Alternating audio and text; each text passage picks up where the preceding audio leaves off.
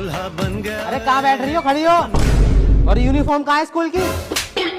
तुम लोग यूनिफॉर्म पहन के नहीं आते हो, शादी कपड़े क्यों पहन के आई है? अरे भैया आज तुम्हारी शादी है, ये तुम्हारी दुल्हन है, स्कूल से कभी बाहर भी आ जाया करो। अच्छा अच्छा, बैठिए बैठिए, सॉरी। भारी मिस्टेक हो गया सर। अरे क्या हुआ, तुम इतने गुस्से में क्यों बैठे हो? मेरे जूते न मिल रहे, पता ना किस चोर ने मेरे जूते चुरा लिए यार। अरे किसी चोर ने चुराए तुम्हारे जूते? अरे जीजू मैंने चुराए तुम्हारे जूते। अच्छा तूने चुराए हैं? तूने चुराए मेरे जूते? कौन से स्कूल में पढ़ दिया तू? तेरे स्कूल में यही पढ़ाते हैं जूते चोरी करना?